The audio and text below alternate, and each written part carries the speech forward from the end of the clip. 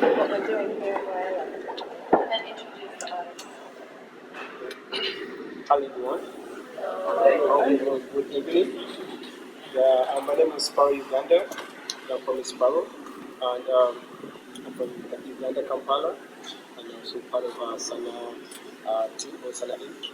So basically, I talk a bit about Sanaa and tell also other words of that. So Sanaa is a festival that brings different artists, mainly from Africa, that come to Australia and they work with the local artists and they create different murals in City of Adelaide. And this time around, we decided to go far away from the city of Adelaide to the far away to the other towns, like right now we're here in Waila, and just to experience and also bring diversity in the culture, just to also let the artists be able to express themselves in different communities and also work with the local artists. For example, today we've been able to play the mural with Olivia down at the Waila Library Center. Also, Sanaa Ink organizes an international exhibition where the different artists exhibit their paintings. It's like a platform where they can showcase their work to be bought and also to interact with the other artists, different communities. And also, Sanaa organizes an artistic talk where artists are able to express themselves, talk about their art, what how expresses in work and how does it feel to be able to leave their spaces or their comfort spaces to go to a different space, to be able to express themselves and also create more work. So today we are here with these lovely artists. I'll let them introduce themselves from here, when on our website, so we get to know more about them. Thank you very much. So we have Viktart give a word and talk about more about himself and where he comes from. Thank you. My name is Viktart. Oh, it's very small. Oh, it's a big room and small. Okay. My name is Viktart. I am from Nairobi, Kenya. I have the pleasure to work with Sparrow and the Sparrow's opportunity club in Uganda. And so I'm here as part of the Sanaa regional club. I'm an artist, painter, I do digital illustration, painting on canvas, on paper, murals. I'm here specifically for murals and in Adelaide for the exhibition as well. So part of what I do is very colorful. That's what I do. Use of color and shapes. And the idea behind murals in that kind of style is to basically jolt people out of their a fantasy world. Yeah, like when you walk past a collection of so many colorful rectangles, going a certain direction, like a school of fish, gives you basically makes you just think and wonder or something that is not too complex, something that just taking basic shapes and transforming it to something that's not. So where I'm from, murals for the last, I think this is the second solid year.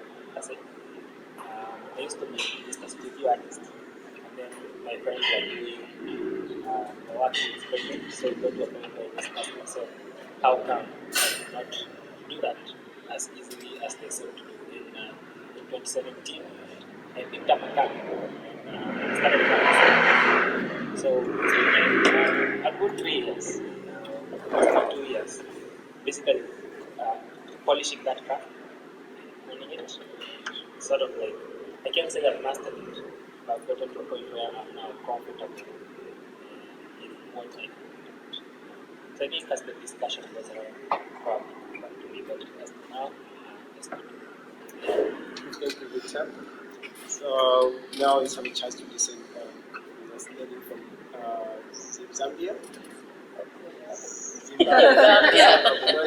Similar names. So tell us about you. Good evening or good afternoon. It's hard to tell here. The time the sun doesn't set a certain point. My name is Mulenga. Mulenga. The name is so nice. I'm saying it twice. I'm from Lusaka, Zambia. A little bit. The most famous thing about Zambia is the Victoria Falls. If any of you have heard of it, it's not the biggest, it's not the longest, but it's the widest falls in the world. So it's one of the 7 wonders of the world under UNESCO. So if you ever visit, apart from coming to see my work, you can go to Zambia and see the famous Victoria Falls. I do a lot of things. I'm a jack of all trades. I paint, a master in art. I paint, I sculpt, I draw, I do photography. I'm now doing a bit of performance, and what else am I doing? I'm learning to do graffiti here at Sanaa, so I'm everywhere in the visual arts. You find me. Mainly my work tackles issues to do with culture and women and children's interests back home, because we're still fighting the equality and also having the same education for men and for women, and especially for the girl children. So my work mostly is kind of addressing those issues, and also in our culture, it's not easy for a woman to stand up and say their positions. So I'm one of those people who advocate for feminism, you might call it. Yeah, so sometimes I'm a feminist, sometimes I'm a human. So, I mean, a human, I do also work across issues of the environment, climate change, and how we can use art to send a message to the public. Talk about good health for everyone, and also preservation of African traditional customs and practices. Here at Sana, I've done so many things, 3 things. I think those have been my main things. I'm showing my work at the gallery, and also I built an installation using Australian material, and I'm also doing workshops with children.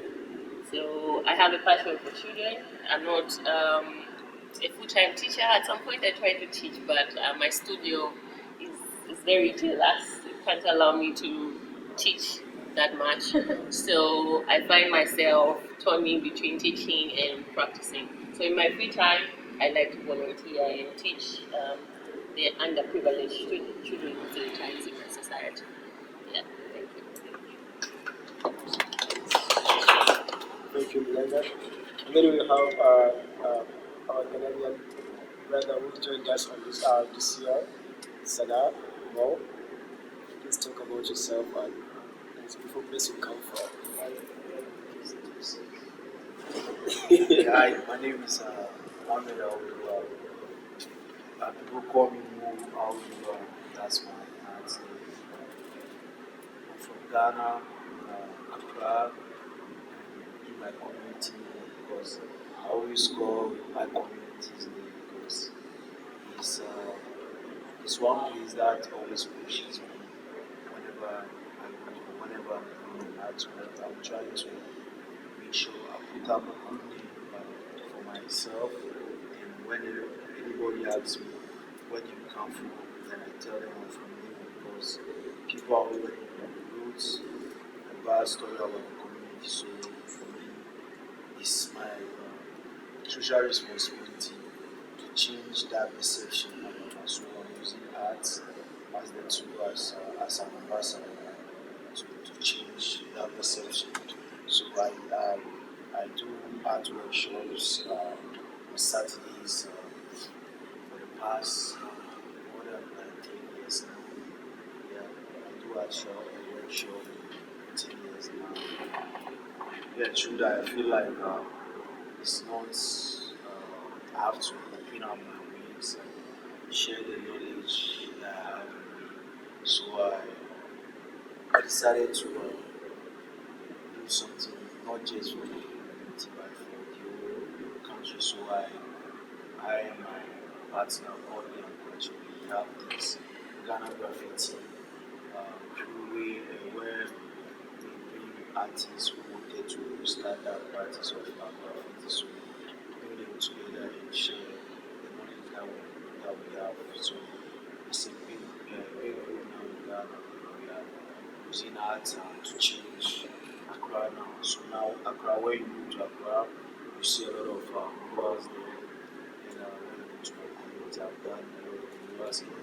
Sometimes I have friends that come from all part of the world. They come there, we get together all the time, and it's a good space. I'm always inspired by the art scene in Brazil. I think they are not just doing graffiti. Now graffiti is fine arts when you travel around the world now. The world is accepting graffiti as a fine art. So now what I normally do is not just graffiti. I'm doing like conceptual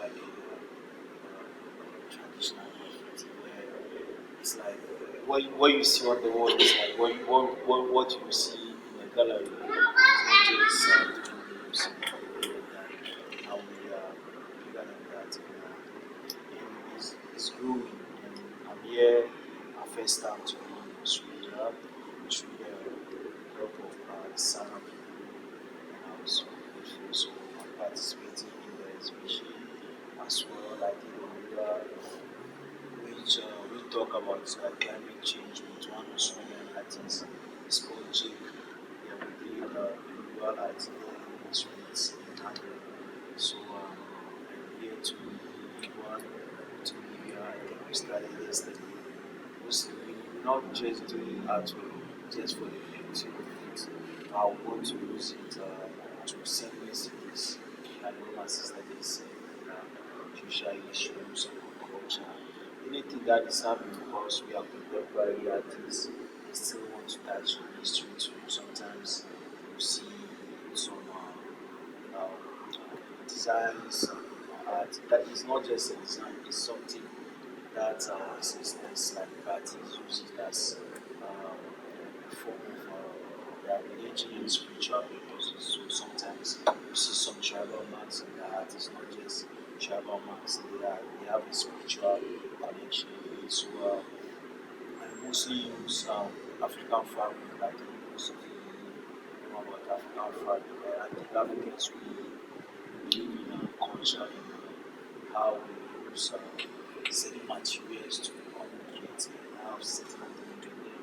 So most of these materials have meaning attached in my neighborhood when especially these ladies are fighting, they use this glove to communicate with each other. I can just wear a certain fabric to insult Mulenga. I don't need to talk, I need to wear a certain fabric. That has to do. And Mulenga can wear a certain fabric to insult me because he has a way of communication. And some of these, it's not, some of them uh, rely on spiritual like reality.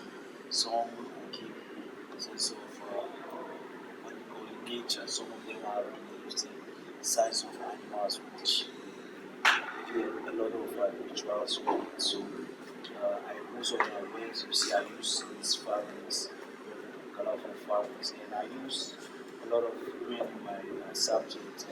Sometimes people ask, "Oh, why do you like to paint to?" And I tell them, "Yeah, that's what I want you to. Yeah, that's the attention I want to create for you. Like I want you to have attention. Why do you paint to me? To have this attention on women. I like to use women because I think women are so powerful. But sometimes, back in my country here, people have freedom.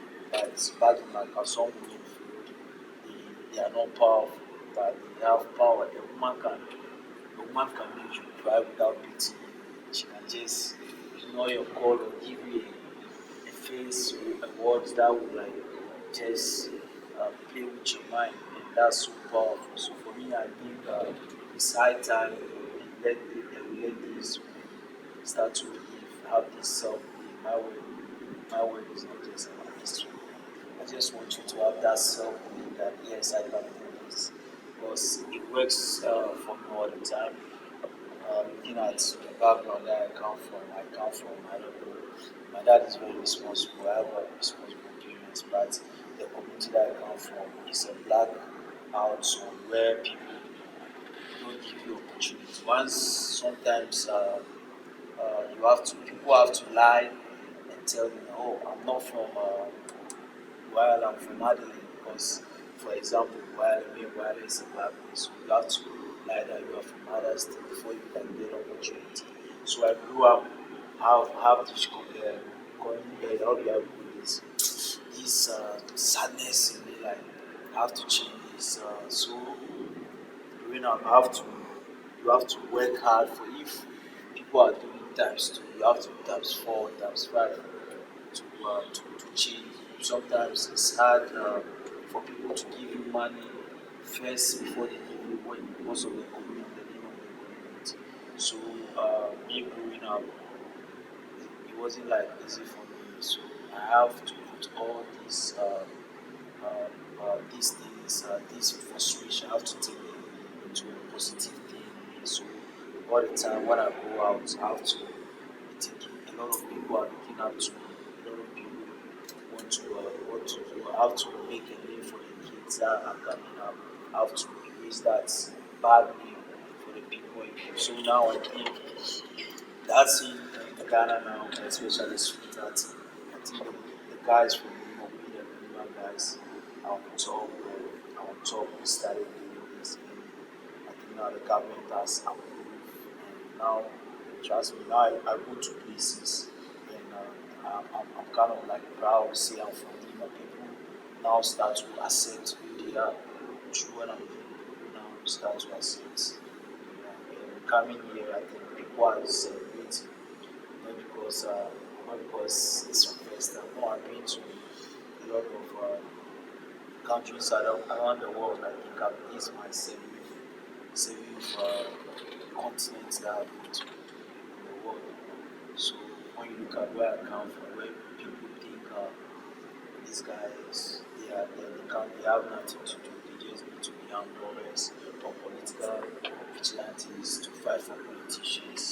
But today I believe in what I do. What I started with is people told me to stop all these days, go and get other things to do and make money. So I have self belief in what I'm doing. Trust me. Now I'm here, travel to places that I can't even stay. I have to run back home because I have a lot of things to do. You understand? I'm enjoying the city. I get to experience these great people. They are very talented and learn a lot from them. Who I don't tell them. Yeah. I learn a lot from the way people think and the way people do their things. And I came here yesterday. I saw Oliver is so great. I saw her on Instagram. She's the kind of I even send the pictures to a lot of female artists that look at this lady, that's the lady's work. That's how she put out the work. Like she take her time. People like Mulenga, they are here but they are inspiring a lot of people outside because she's a female. A lot of people think a man can't do that because he's a male artist. So for me, we are here to beautify and learn and share experience to the young ones who are here and learn a lot from we are here. She learn a lot from us. It's a good thing. Yeah, there's a boy out there beating. I think it's a future in the street that yeah, if you guys support me a lot, trust me in the future. So thank you guys for the opportunity for good food to eat, the world to eat, and everything. This is big to us. You guys are not inspiring just us, but inspiring the world. For I always say this: you don't need a big position in society before you can make a change. For me, you can make a change by just tapping somebody's shoulder like that, just on the way to do that. Sometimes I make money home like this. I'm kind of like I have like zero like oh I have hope in life. When you buy an artist artwork, you give him like hope. When you give artists opportunity to paint in the world, you give him an hope. You inspire him. So thank you guys for having us here and we hope to see you guys next year. And I'd like to take this opportunity to thank Victoria. I always tell her that she's hardworking and yeah, thank you for the opportunity. opportunity and Sparrow, my brother, offered this opportunity. I think you guys should support her so that she can bring different artists here to paint together with Jane.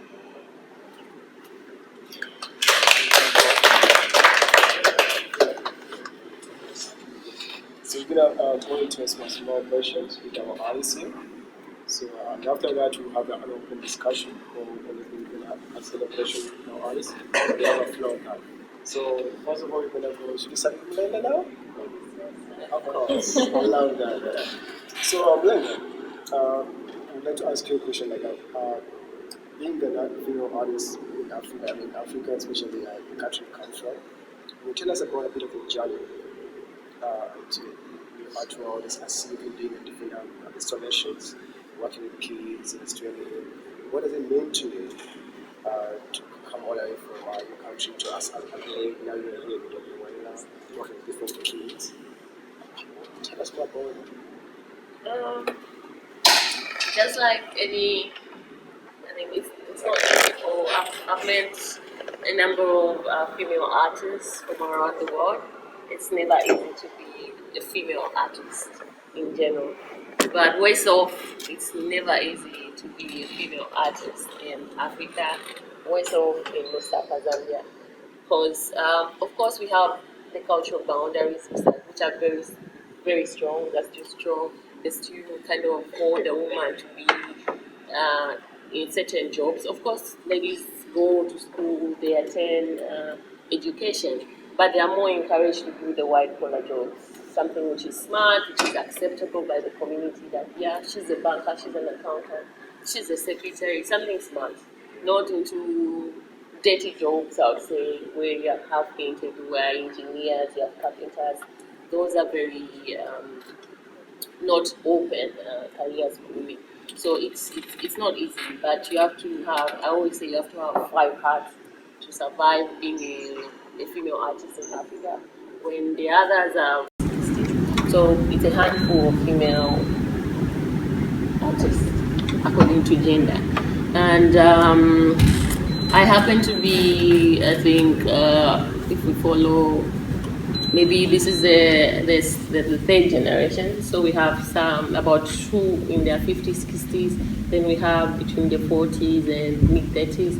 Then the 20s and in the 20s and early 30s. We have about the 5 of us. And Mwamba was here last year. She's brilliant. She's one of those who she had to quit administration, studied administration, and at some point she had to force it on her parents that this is what I want to do. So it's never easy. If I have a daughter, she's 11 months old, small baby, and I'm thinking the day she'll say she wants to be an artist, I'm going to faint. Because of course I love art, but is she going to manage? Is she going to stand the trials and the tribulations that I've been going through for me to be who I am today? But of course, I'm sure, because I love what I do, and whatever she will do, I'll support her. It has to be something that I need to think about. So, coming here, I don't know, you want me to say how long I've been practicing or like that? And the installation in the Kerry Picker Civic Gallery, it's about women. Of course, I got newspapers. I'm sure when I asked Victoria to look for newspapers for me, she asked me, you're coming to do an installation, so what materials should I organize for you? And I said, I want the newsprints, which are Australian. And she was kind of surprised about it. But I wanted them because I was looking for women's stories, something which was talking about women. So I had to choose what was working. And again, because I'm trying to address women issues, most of the stories happen to be written by men, not the women themselves. So even here in Australia, of course, from my point of view, I'm saying, wow, the women here, they're kind of almost on the same level with the men. But when I went into seeing who represents these women, who talks on behalf of these women, very few women do. It's a man's gaze. So how do we change the narrative and the context in which a woman is perceived? So I did that piece as a protest, actually. The cutting up of the newspaper is cutting out those stories which have been written by men for women. And of course, I have the faces which are in the clean fume, you said clean wrap. And that's something which is used in the kitchen. Traditionally, the kitchen being a woman's area in the house, so I brought in the issue of that material to represent the woman in that article, and also how transparent she is there, but again she's not there. So you can see the women in Australia that, oh, they are in power, but again they are absent. They don't make the main decisions. The men are still in control. So that way for me is very important, and I hope to build it beyond the Sanaa festival. Yeah. I think that's it. Do you want to talk about a bit? I mean, you've been doing workshops here. You've been doing some workshop while with kids. I mean, while here, I've been adult. You want to talk about a bit about how the workshops have been and what the in while here doing installations with them? I think kids are not like us adults. They're just kids. Every day the same. You have the naughty ones, you have the smart ones, you have those who are eager to learn, and the most important is kids just love to play and learn while it's playing. So for me, I take the workshops like that. I have to come down to their level and allow them to play, but learn while it's playing. So they're taking it, oh, we're just playing with color. So, and I'll be like, can we paint something which is going to talk about this place? If someone is coming here, what is it that they have to see? And they'll be like, oh, dolphins. I should paint dolphins. What else? Oh, kangaroos. I will paint kangaroos. There's a nice sunset. Already they're thinking about what makes this place an interesting place for someone to see, but it also informs them about their own.